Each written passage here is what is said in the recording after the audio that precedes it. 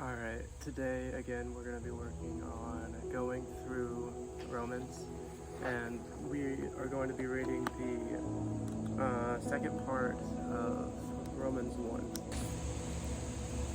Alright, so it's going to be Romans 8 through 17, and this is Paul's longing to visit Rome.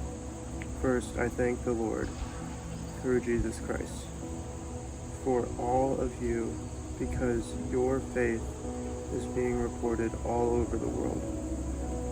God, whom I serve in my spirit in preaching the gospel of his Son, is my witness, how constantly I remember you.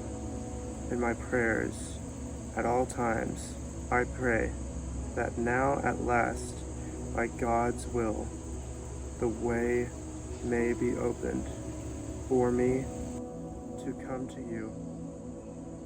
I long to see you so that I may impart to you some spiritual gift to make you strong. That is, that you and I may be mutually encouraged by each other's faith. I do not want you to be unaware, brothers and sisters, that I planned many times to come to you, but I have been prevented from doing so until now, in order that I might have a harvest among you, just as I have had among the other Gentiles. I am obligated to both Greeks and non-Greeks, both to the wise and the foolish. That is why I am so eager to preaching the gospel also to you who are in Rome. For I am not ashamed of the gospel, because it is power of God that brings salvation to everyone who believes, first to the Jew, then to the Gentile. For in the gospel, the righteousness of God is revealed, a righteousness that is by faith, from first to last, just as it is written, the righteous will live by faith.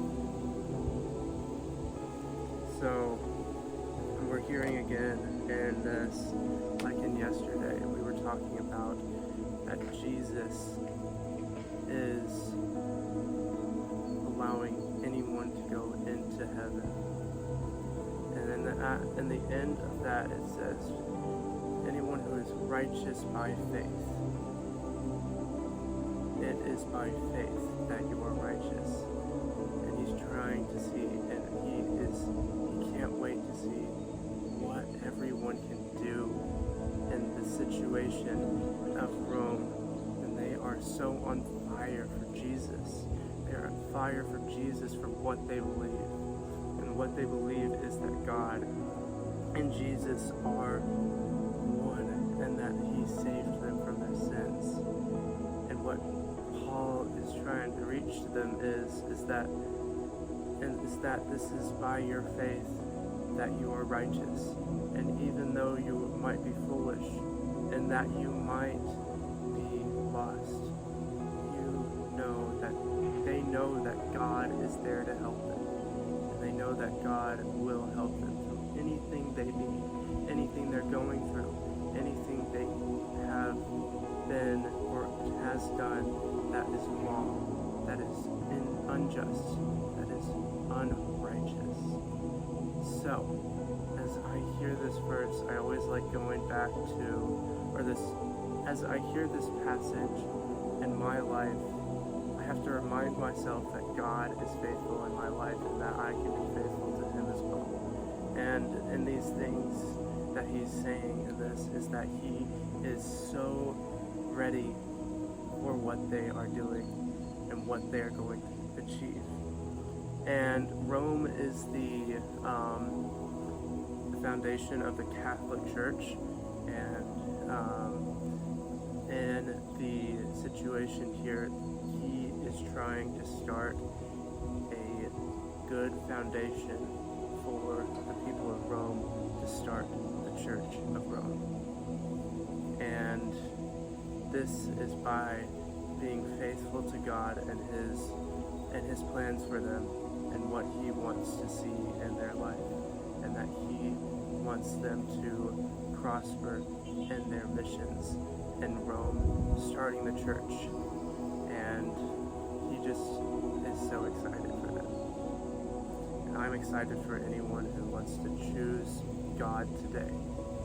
If they want to choose Him, and if they want to be all in for Jesus, all in for the one who saved them from the cross and from all condemnation of the earth. All their fleshly desires, those are pinned to the cross forever, and God is the only way that will save you from your sins. So go out today and remind yourself that Jesus has saved you from your sins, and be faithful to Him. And God is faithful, everyone. Have a great rest of your day, guys. I'll be doing this for another 2 weeks and I hope this was inspiring to you.